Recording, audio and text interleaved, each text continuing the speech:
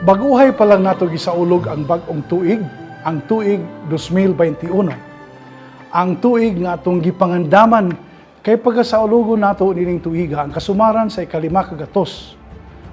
Nga kasumaran sa unang bunyag dinhi sa atong kapupudan dinhi sa Subo niadtong Abril 14, 1521. Ug sumala pa sa linya nga atong mabasa o makanta diha sa labing kinaham nga daygon sa Pasko, ang kasadya, bag-ong tuig, bag-ong kinabuhi. Karon atong paghisgutan ang laing epekto sa bunyag. Sa miagi, atong gihisgutan nga ang bunyag naghatag og bag-ong kinabuhi. Sama sa bag-ong tuig naghatag og kalauman ug malipayong nga pagbati. Ang bunyag usab makapahimo kanato nga mga sinagop nga anak sa Dios nga Amahan. Ang bunyag dili lang makapahinlo kanato sa sala, apan makapahimo kanato nga bag-ong binuhat sinagop sa Dios. Ug isip mga anak sa Dios, kita makaambit sa Dios nung kinaiya. Mga sakop ni Kristo ug mga manununod uban ni Kristo.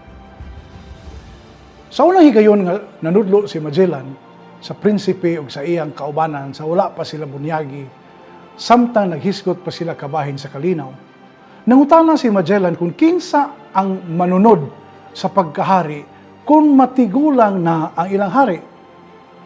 Sila mitubag nga ang hari walay anak nga lalaki. Apan daghan siya anak nga babae. Apan ang iyang pag-umangkon naminyo sa kinamagwangan niyang anak nga babae. Mo'y hinungdan nga gitawag siya prinsipe. Ug mingon usab sila nga kung matigulang na ang hari ug reyna, wala na sila'y hinungdan ug wala na'y magtagad kanila. Manduan na lang sila. Kay tiguang naman. Niining higayuna si Magellan, misugod, nakakita og higayon, misugod pagpaila kanila kung kinsa ang Dios nga iyang gituuhan. Nga siya nga magbubuhat sa langit o sa yuta, nagmando sa pagtahod sa amahan o inahan, o si kinsa ang magdumili sa pagtahod sa maginikanan, maganto sa kalayo nga way katapusan. Sukad niini, nakahigayon si Magellan sa pagpanudlo og lain pa mga butang kabahin sa Kristohanong tinuuhan. Og sumala sa saksi nining maong hitabo si Antonio Pigafetta, ang mga tao nga maikagon kayong naminaw, mipadayag nga sila gusto pang maminaw sa mga pagtulunan kabahin sa Kristohanong pagtuo. Umauto nga sa pagkadomingo niana, silang kaugalingong kabubuton, nagpabunyag sila. Ang magbubuhat sa langit o sa yuta, gipadayag ni Kristo nga atong amahan. Ug diha sa bunyag, ang atong amahan, maghimo kanato nga mga anak niya nga sinagop. Gani diha sa ritual sa bunyag, sa dayon ng pagkatapos niini, pangadion ang amahan namo, ang pag-ampo nga gitudlo ni Kristo. Kini nagpahinumdom na kining bata ang ibunyagan, bisan tod adunay tawhanon nga amahan o ginahan, siya usab adunay langitnong amahan nga anaa sa langit o nakiglambigit sa mga tao sa kalibutan. Tuod man ang pagtahod sa atong mga ginikanan, tawag sa maayong pamatasan, apan una og labaw sa tanan, mando sa Dios. Ang atong mga ginikanan mo'y instrumento nga gigamit sa Dios aron kitang tao mahimong tao. Sila usab ang nagpatubo kanato sa kaalam, kahingkod, sa grasya. Sila usab ang unang nagtudlo kanato nga adunay Dios. O kining Dios atong amahan nga nagpangga, nagmahal ug naghimo kanato nga iyang mga anak. Tungod niini, dili na kita yanong mga binuhat sa magtanom o hayop. Lahi kita sa uban nga mga binuhat nga nagpuyo sa kalibutan kay kita mga sinagop nga anak sa Dios pinaagi sa sakramento sa bunyag. Dili tingali hingpit ang atong kinabuhi. Aduna tingali mga kakulangan, ang atong kahimtang. Sa makadaghan masayop ta sa atong mga tinguha, mga desisyon o mga lakang. Ug doon na gani panahon, maapil ang uban, pinaagi sa atong daotang binuhatan, pinaagi sa atong pagpakasala. Sa panahon nga kita makasala, kay bisan pa man pinaagi sa bunyag, napapas ang sala nga panulundon o personal nga mga sala kung dako na, gibunyagan, makasala man lang kita gihapon.